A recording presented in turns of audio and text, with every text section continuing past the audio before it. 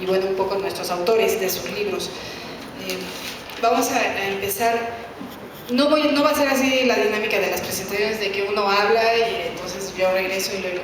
No, los presento yo ahorita y nos vamos a ir pasando el micrófono así para que sea como más fluido. También tienes que ir, ¿no? Vamos a empezar con Antonio Helguera. Sí, tiene un compromiso. Un compromiso importante, entonces vamos a empezar escuchando a Antonio Helguera. Antonio Helguera, que es ilustrador, bueno, todo el mundo sabe, caricaturista de La Jornada, bastante reconocido, y también, bueno, todo el mundo conoce el Chamuco, y él es uno de los trabajadores, de los creadores de la revista El Chamuco. Les voy a decir de 3 libros importantes que tiene, que han marcado mi vida cuando los leí y que van a tener que seguir cada sexenio hay un libro de esos, ¿no? Hay mucho para esos libros en este país.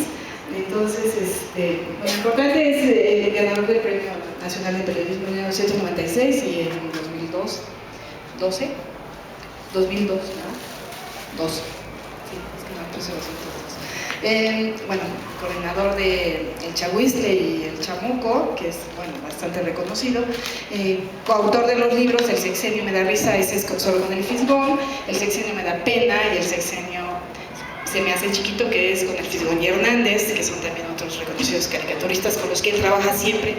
Mil gracias, Antonio, por estar aquí, es importante para nosotros, también para la editorial y para estos proyectos, ¿no? Estar impulsando esta área de la narrativa gráfica. Cintia entra en este libro como parte de la colección en la que mostramos quiénes son ellos, por qué se hicieron caricaturistas, cuál fue su historia, por qué terminaron ahí, y después ya se vuelven estos libros más libres, como el de Luis Fernando y el de Juan L., que ya tienen formatos según lo demande el trabajo del artista. Pero bueno, el libro de Cintia la está presentando en la colección de Resistencia por primera vez y esperemos que también no sea la última. Entonces, escuchamos a Antonio. Gracias, buenas noches. Pues a mí me dio muchísimo gusto cuando Cintia me avisó que iba a sacar su primer libro. Me dio mucha envidia, de hecho, porque yo he participado en otros libros, pero siempre junto con alguien. Yo nunca he sacado un libro mío de mí solito. Y la verdad es que debería ser al revés, debería yo estar presentando mi libro y Cintia ayudándome a presentar mi libro. Pero bueno, la cosa es que algún día se hará así, algún día nos veremos por aquí presentando algún libro mío. Pero yo quisiera, si no les molesta, me gustaría leerles el prólogo que escribí para el libro, porque pues le eché ganas al prólogo. No sé cuántas veces me tocó escuchar la pregunta: ¿por qué no hay mujeres caricaturistas en México? Fueron muchísimas y la verdad es que nunca atiné a dar una respuesta satisfactoria. La caricatura política es un género híbrido que lo mismo forma parte de las artes plásticas que del periodismo, aunque en ninguna escuela de artes plásticas o de periodismo se enseña. Así que al escuchar el cuestionamiento, yo siempre visualizaba los salones de clase de La Esmeralda, la Escuela Nacional de Pintura, Escultura y Grabado, donde estudié, y en los cuales la mitad de la concurrencia era femenina. Incluso en los talleres de escultura, territorio exclusivamente masculino hasta hace algún tiempo, mis compañeras se apropiaban de las toscas herramientas para tallar la piedra o la madera sin recato alguno, recato entre comillas. O también visualizaba yo la redacción del periódico La Jornada, periódico en el que colaboro desde hace más de un cuarto de siglo y que desde 1996 es dirigido por una mujer y en donde la presencia femenina probablemente sea igual o sobrepase a la masculina. ¿Por qué entonces el ámbito de la caricatura permanecía como uno exclusivo de hombres? Fue el Fisgón el que un día respondió a la recurrente pregunta de manera que me pareció muy acertada. La caricatura política, dijo, irreverente por naturaleza, ya que sus herramientas son el humor, la sátira y la ridiculización apuntadas contra el poder, es de suyo un verdadero desafío en un país donde priva el autoritarismo y el abuso de poder. Pero esas armas en manos de una mujer y en una sociedad machista se convertirían en un doble desafío. Así, una mujer caricaturista en México probablemente sería muy mal vista, incluso en su propio entorno familiar. Sucede, sin embargo, que en los años 90 un grupo de caricaturistas decidimos hacer El Chamuco, una revista de caricatura política creada con el propósito expreso de romper todo tipo de tabús y barreras a la libertad de expresión. Ahí cargamos con todo contra íconos intocables o muy poco tocados hasta entonces, empezando por los presidentes de la República, el Ejército, la Iglesia Católica y hasta la mismísima Virgen de Guadalupe. Y fue ahí donde decidimos también que había que romper con el mito de que la caricatura era un género exclusivamente masculino. Así que en el año del 96 publicamos una convocatoria a un concurso de monedas, con la idea de llenar la publicación de caricaturistas mujeres. La respuesta a la convocatoria, sin embargo, no fue tan nutrida como esperábamos y la calidad de la mayoría de los trabajos fue bastante decepcionante. En lugar del ejército femenino armado con plumillas y pinceles que imaginábamos, tuvimos solo 2 ganadoras, eso sí, de notable calidad: Erika Martínez y Cintia Bolio. A Erika yo ya la conocía, pues habíamos coincidido en los talleres de La Esmeralda algunos años antes, y de Cintia yo no sabía absolutamente nada, pero saltaba a la vista que era dueña de una habilidad excepcional para dibujar. Cintia posee un estilo propio muy característico de dibujo desde muy temprano, a diferencia de la mayoría de los dibujantes que nos tardamos años en desarrollar uno, o que luego ni lo desarrollamos. Erika y Cintia se convirtieron entonces en colaboradoras cotidianas del Chamuco, pero la primera decidió muy pronto reincorporarse a las artes plásticas y quedó solo Cintia, quien trabajó por años en la revista. Esa constancia la ayudó a depurar enormemente su estilo. En los 90 aún entregábamos los trabajos originales y yo recuerdo que siempre buscaba los de ella, pues su maestría en el uso de las tintas me provocaba una envidia enorme. Sus historietas brillaban y vibraban con los colores intensos, fuertes y desafiantes que su autora, muy acorde con su personalidad, les imprimía. El mío era un privilegio grande, pues desafortunadamente los procesos de impresión hacían que buena parte de ese brillo se atenuara en la publicación impresa. Viendo esas páginas de papel fabriano entregadas por Cintia cada 14 días, me di cuenta de que ella es una artista plástica, además de monera.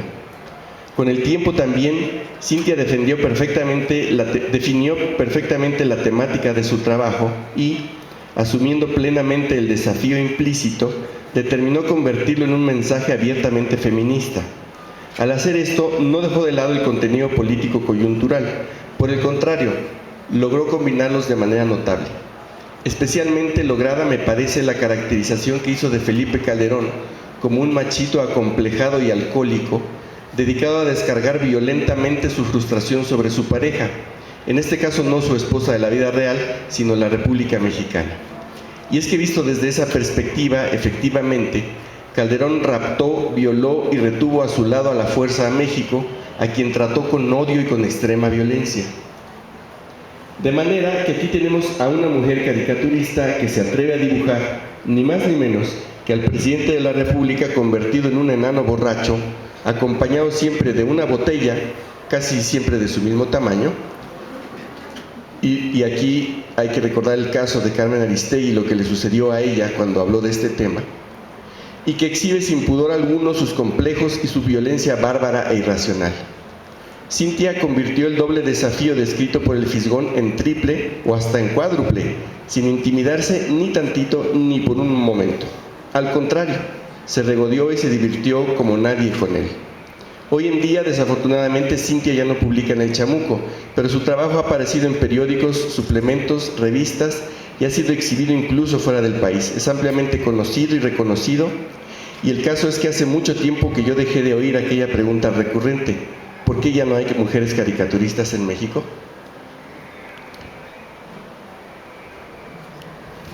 Fin.